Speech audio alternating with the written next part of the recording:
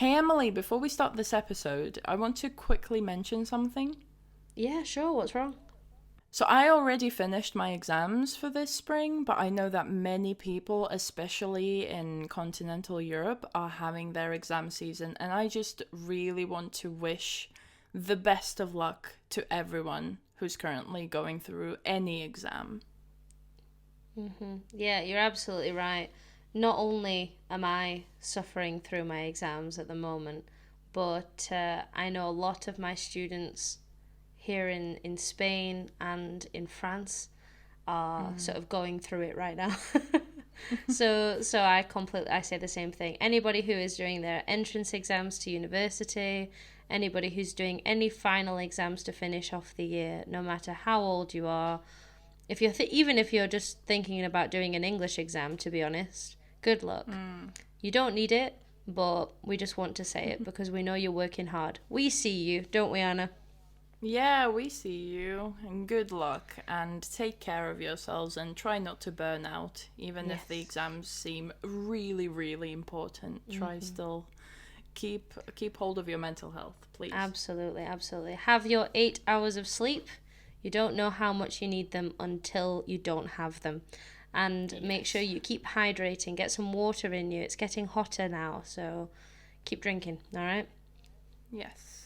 And to anybody who's not in Europe right now, the same applies. Have some sleep. Go and drink some water. Relax a little too. bit. Obviously, as Europeans, we know what goes on in our continent, but outside, I mean, I've heard about American finals in the United States. They sound like they have a nightmare situation when those occur, and I imagine it's very similar to what's going on in Europe right now. So, a moment of silence for the sweet, beautiful Europeans out there studying their absolute hardest for their exams. And a big well done to everybody who's doing English this year because you're doing great.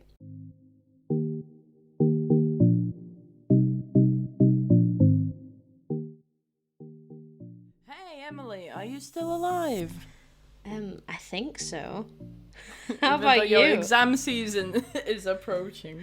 Approaching, it's like, at the door knocking. Oh god. But I'm glad to see that you're still alive. Yes, I'm glad to see you're still alive too. How have you been? I've been very good actually. I have saved myself from the stress of exams by not stressing and sleeping well and keeping hydrated and doing things that make me happy.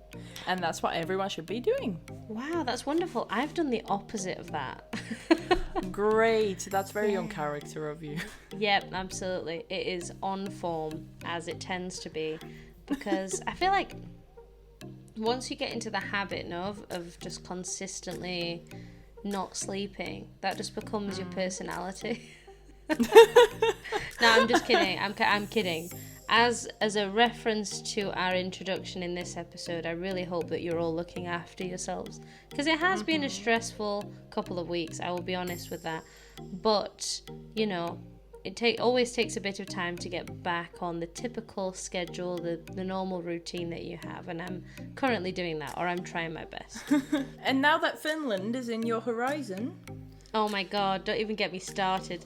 We'll have to talk about that in the next episode because I'm too excited right now to discuss it. But yes, 2 weeks time today. Oh my god. So Proceeds to die. Oh, yes, we'd like to dedicate this particular episode to talking about something that a lot of my students and a lot of Anna's students have been worrying about recently, which is the Cambridge exam. Cambridge. Oh, terrifying words. Terrifying words to hear. Honestly, hyperventilation is among the audience this particular episode. Emily. Yes. I'm sorry. Hyperventilation. What is that? That sounds like some form of air conditioning system. I've just installed hyperventilation in my Honestly, with flat. the weather in Spain, I wish that my air conditioning unit had the ability to hyperventilate, but no. Hyperventilation is when you breathe too fast, too deeply, and it causes perhaps, or it comes from a panic attack, but it also makes a panic attack even worse. Okay. So yes, that is what hyperventilating means. And I hope that our students out there are not hyperventilating about this particular instance. And they most certainly will not be after this episode, because we will be talking about part 2 of the Cambridge B2 speaking exam, which is the Cambridge first speaking exam, something that we should be very clear about, because Cambridge, as it is a wonderful company for exams, it gives itself special names for each type of exam that it offers to the public. And the Cambridge first exam, of course, is the most popular. Anna, have you done the Cambridge first exam? No, I haven't. I did the ielts exam, so I never had the joy of preparing for a Cambridge exam. The Cambridge exam and the IELTS exam, I always, to be honest, as an English teacher, I must say that I prefer teaching the IELTS exam because the questions are more logical. I have spoken to some of my students about this particular issue because the Cambridge exam has some aspects that I dislike as a teacher, whereas the IELTS exam gives you more of an opportunity to express yourself. And I think that that is very important when it comes to, you know, doing an exam in your second or third or fourth language, right? But regardless of our opinions, we will save that for another moment, I'm sure. Absolutely Yes. positive of that. What we want to talk about today is the long-term part of the Cambridge speaking exam for B2, which is the part where the examiner gives you 2 photographs to compare. So, Anna, I'm assuming that you don't know so much about this because, of course, you did IELTS. So I'd like to just explain for a quick second how this is done in the Cambridge FCE, the Cambridge first exam, okay? Part 2 of the Cambridge speaking exam is all about these 2 photographs that the examiner is going to give you. And you only have 1 minute to talk about these 2 pictures. And this is the moment where a lot of my students have just a full panic about the situation because they say, oh my God, what do I talk about? 1 minute is long and it is short as well. Because if you spend a lot of your time going, you're wasting precious time in this minute. And you're not thinking of the ideas that you need to use, and you're panicking because you can't think of these ideas. But at the same time, you don't want to fill this minute with things that are not related to what you need to do. The Cambridge organization that has created these exams has based this particular part of the exam on 4 different things. First of all, comparing. You have to compare the 2 photos, which we can do quite easily. Second of all, you have to describe the 2 photos. Third of all, you can express opinions about each photo if you have the time. And lastly, you can speculate on what could happen in the future if you imagine that you are in these photos as well. So you have 1 minute to do this, which of course is quite stressful for a lot of people. But the key is to use specific linking connectives to make a comparison. You know what my favorite word is in this case, Anna, when you want to make a comparison between 2 pictures, is the word whereas. I was literally just thinking about whereas, because in my mind I was like, how would I compare? If I say, in the first picture, something is happening, whereas in the second picture, something different is happening. Boom. Connective done. Points obtained. Exam passed. Right? Easy. Right? If you're comparing 2 things, whereas is such a beautiful expression to use, right? Another example of a comparing connective could be on the other hand. If you see something in the second picture that is completely different to the first, on the other hand is a nice way to make a contrast. Speaking of contrast, What else could we say, Anna? In contrast. Beautiful. In contrast to the first picture, the second picture shows something different. Right? Lots of teachers want to show their students the description part of this part of the exam, which means that whenever I get a new student who wants to practice an exam with me, I always hear the same things, which is, in this picture I can see people doing this, and I think, oh, that's great, but could you please add some more information, because I think my brain is going to fall out of one of my ears. But the thing is that the Cambridge first exam, what it wants you to do is make a description, give a nice description about what you can see in the pictures, yes, but it also wants you to compare. Okay, comparison is so important. So these words like whereas, in contrast to, on the other hand, in comparison with this, we can see this. You're using connectives that are just so perfect in this particular situation that the examiner will say, ooh, what a nice comparison, what a nice connective. I must give this student a point. Mwah, mwah, mwah. Chef kiss, right? And then, as we said before, expressing opinions and speculating. In my opinion, I believe, I think, okay, it must be, or I suppose that. These are all opportunities to express an opinion. And speculating is the best thing. This is what an examiner says, oh my God, this is amazing too. Because if you speculate, that means that you have to use the conditional, right? Or you could avoid the conditional and use a future tense. But the examiner wants to see this variety of grammar. So if I speculate, I could say, I think that these people will do this, or the people in the picture could do this in the future. Conditional or a future tense. Very nice, no? We could also use a conditional sentence, right? Maybe a second conditional, for instance. There's so many options. There's so many choices.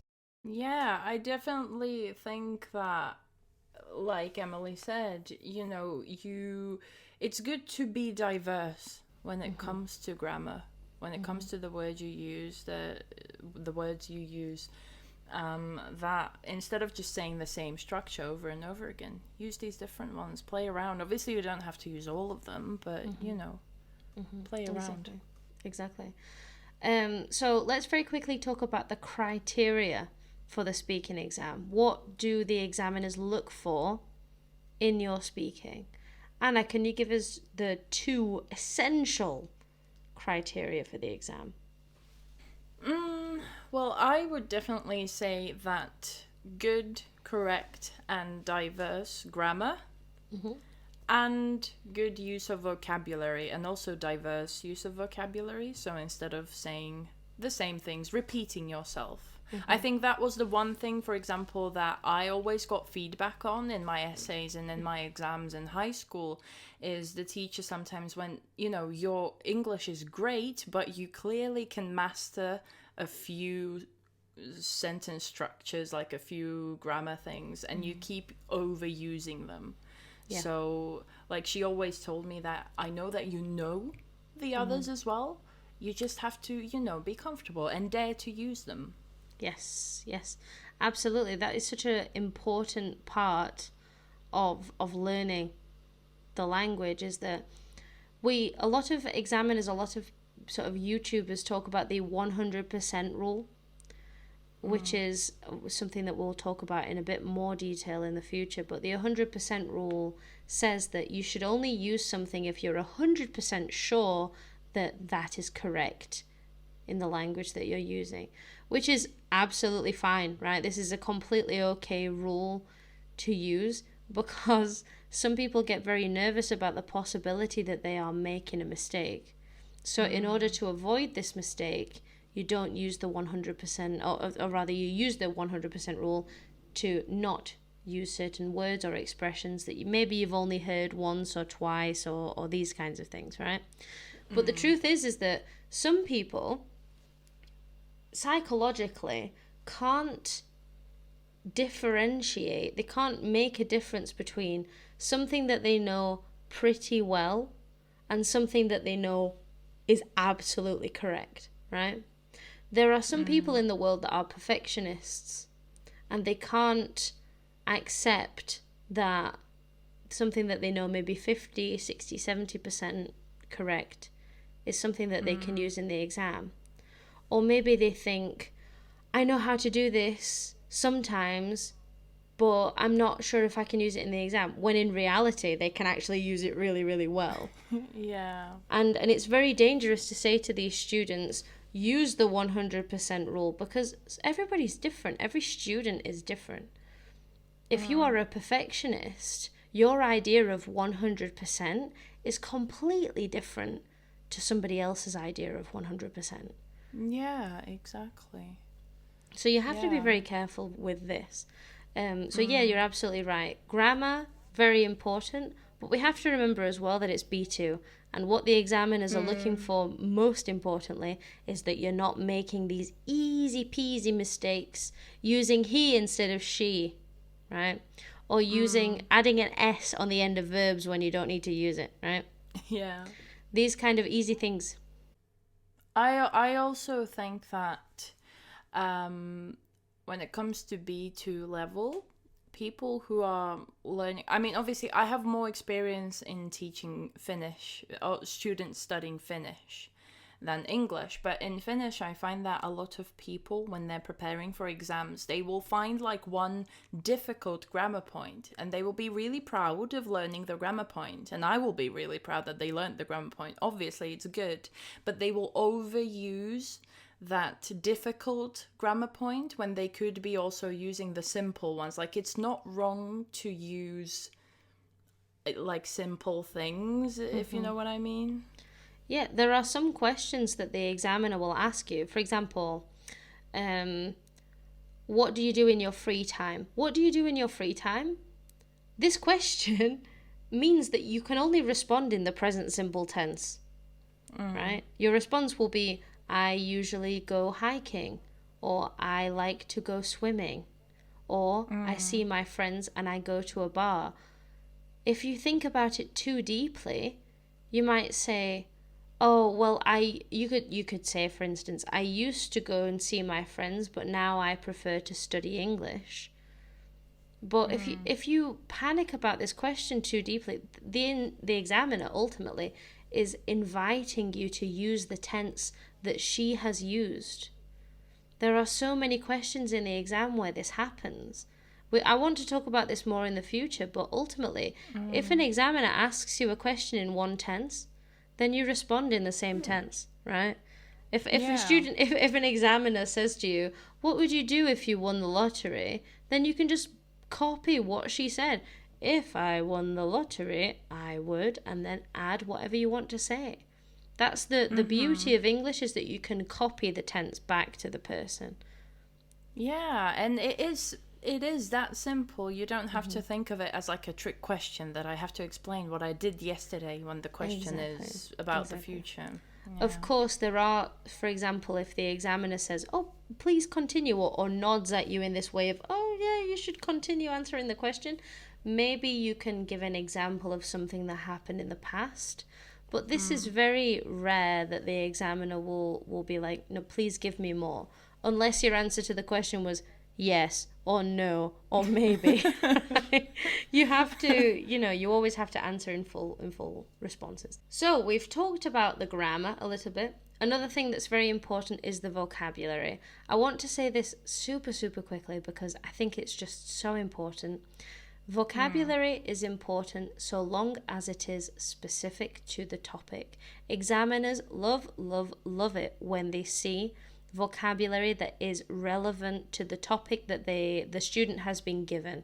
So for example, if you have a topic about the environment and you talk about emissions, carbon, energy, renewable, non-renewable, these words, oh my goodness, the examiner will be like, perfect, I can tick all of these things off and I don't have to think about it anymore. You need to say these words. You need to have 5 or 6 words in your head for each topic that could appear in the exams. And when you have that, boom, you're fine. Problem solved, right? So that is a very, very important topic.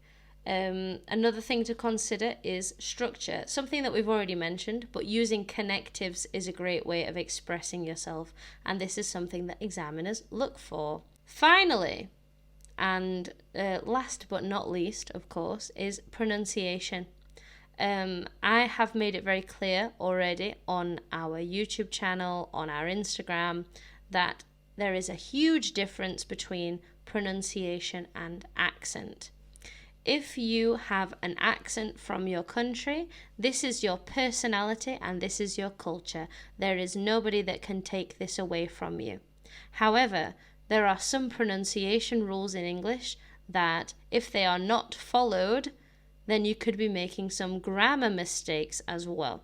Oh yeah, sometimes people say something like stopped instead of stopped.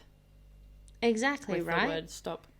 Yeah. So when that kind of thing happens, stopped sounds like you're trying to say stop it instead of stopped, right? Yeah. And if I say stop it, that's completely different to the past participle stopped. Yeah, So, and something like read or read, that I think is very common as well.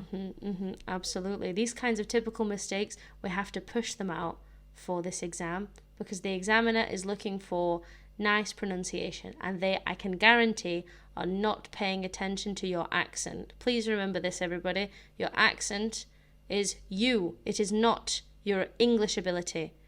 If you come from China, from Spain, from wherever you are from, your accent and your pronunciation are two different things. Okay. Yeah. Anna, I think now is the time. Are you ready? Oh no, I've been put, like, I am taking the exam today.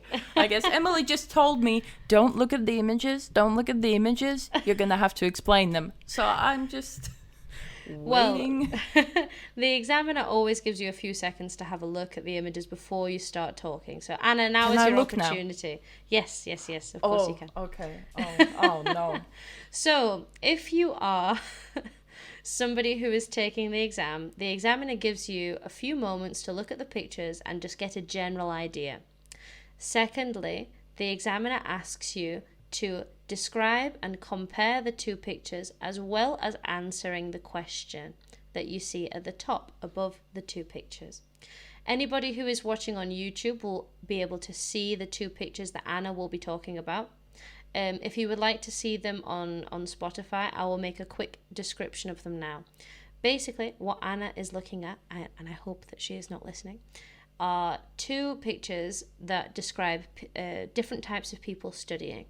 There are some students in a classroom talking to a teacher in the first image, and in the second image there are some students who are studying in a library. The question is, why might each method of studying be beneficial?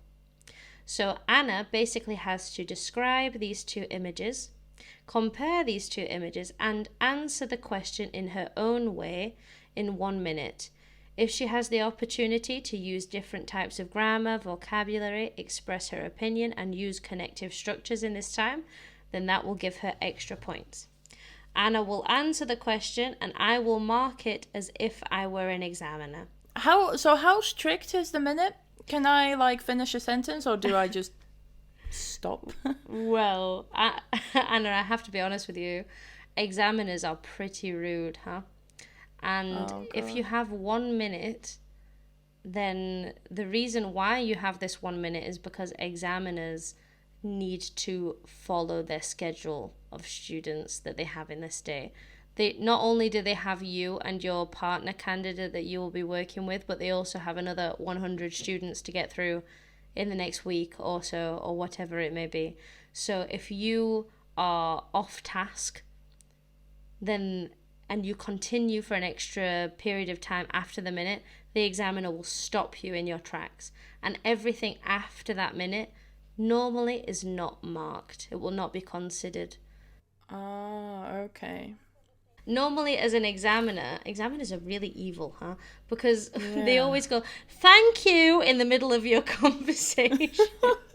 And it's really mean. So would you like me to give you the thank you treatment, or?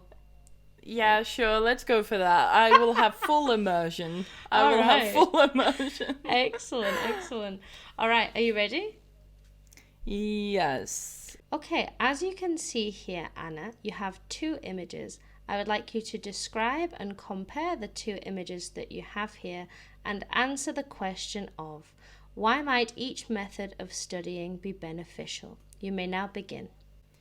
So in the first picture, we can see a classroom setting. So we have people studying with a teacher and with each other. And in the second picture, we can see a library and people studying on their own quietly. In the first picture, in the classroom, obviously people can speak to each other. It's a very social situation. Whereas in the second picture, in the library, usually students are not allowed to talk to each other and people have to be quiet. And my own preference, I prefer to study in a library because I prefer to focus and not really speak to other people when I study.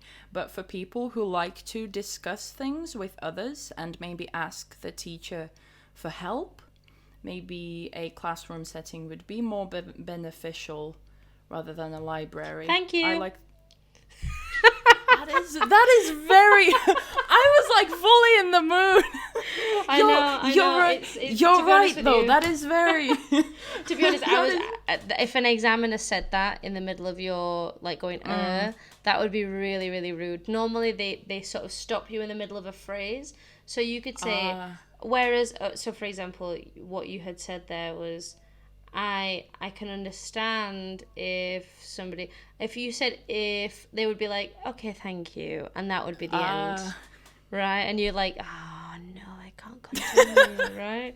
Honestly, I was about to, like, I was just inventing stuff now. Like, I was, like, at the end of, like, the, like, concrete comparison, and I was like, I have to think. Well, I can tell you from your structure, because I marked you on what criteria I would consider as an examiner. So, grammar, vocabulary, pronunciation, and structure. Obviously, we are already aware that Anna has a higher level than the average B2 student, obviously. So try not to compare yourselves too much when you think about Anna's answer to the question, because it would have been the same if I had answered the question. Her pronunciation, there was no issue with it. I saw no issue with it. She would have gotten a 5 out of 5 for that, easily, of course. Vocabulary-wise, the examiner would have noted the following words. She said classroom setting. Very, very nice. She describes the environment which the first picture takes place. She also said the word teacher, which I have written down as a vocabulary point because she pointed out a word that is connected to the topic. You all might be thinking, oh my God, teacher is not a difficult word. The examiner is not looking for difficult words. The examiner is looking for relevant words. What can you see? Teachers, a teacher, students, working, studying. Other examples, library. You said the word quiet and quietly. Social. These words are great. They are connected to the topic. You are on task. You're answering the word correctly. You're answering the question correctly. Grammatically, you said on their own, which is the correct term. Lots of people get by myself and on my own mixed up. So if you get on their own correct, that's a really big point in B2 English. You described the two pictures very well. You said in the first picture, in the second picture. It depends on how you see the pictures. If one is at the top and the other is at the bottom, you can say the top picture shows us and the bottom picture shows us.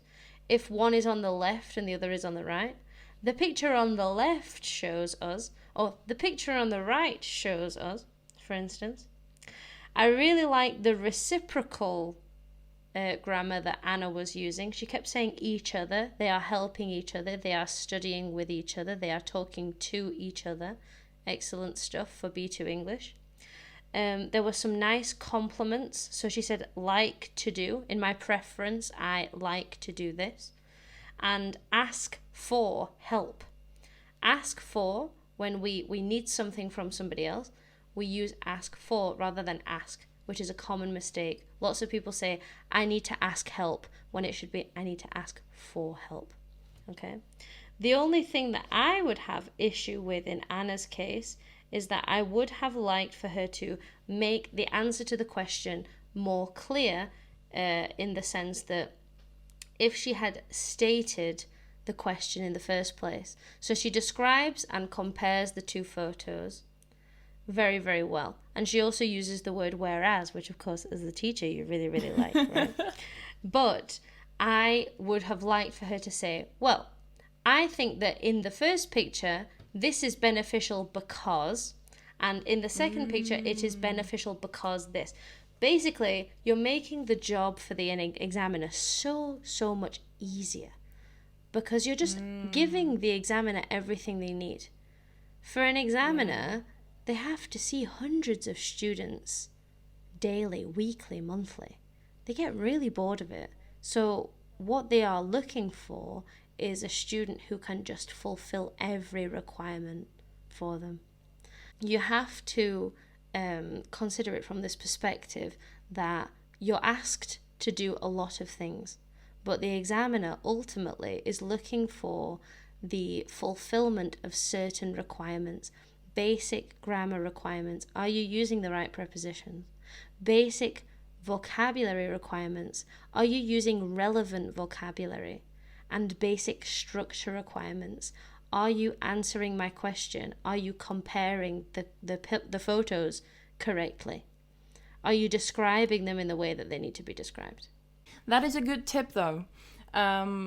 If you are answering the question, repeat the question, like in your answer, because then the examiner, like Emily said, the examiner meets so many people. But when you repeat the question, when you see in this picture, like this study method is beneficial because, or, the examiner can hear, okay, now this person is answering the question that I gave them, instead of, like I think I sort of answered it afterwards. I said, and that's why I think that's beneficial. I think it's better to say it before.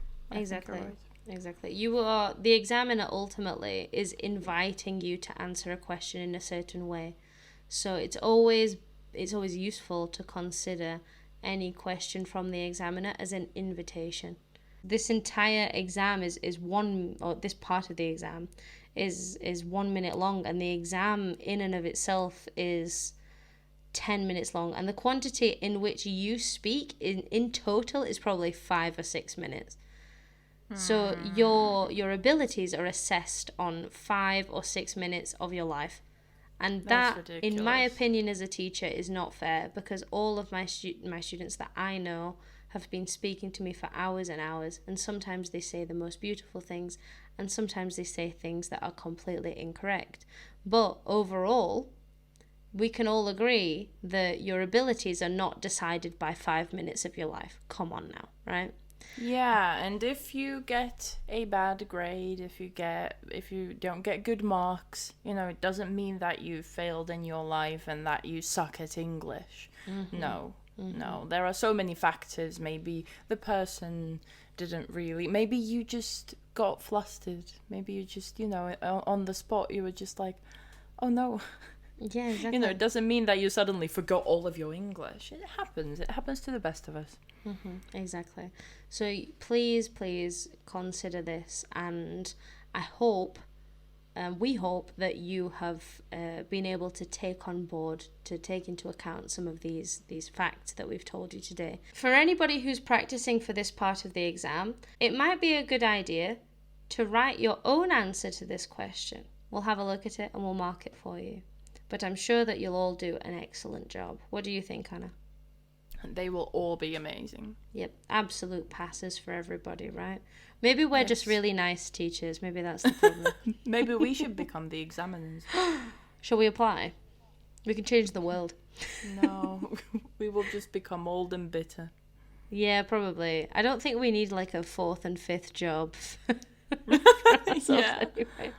But yes, I think that everybody will do absolutely great this year, and good luck to everybody out there that's doing their Cambridge exams.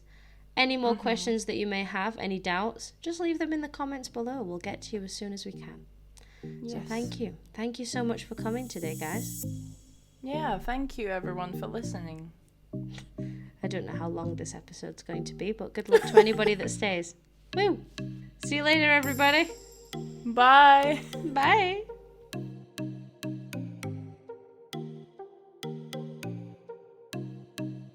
Thank you so much for watching. Please leave a comment below if you have any questions related to the topic, and we will try our best to respond to you. Please subscribe to the channel for a new podcast episode every Saturday, as well as essential tips during the week. See you next time!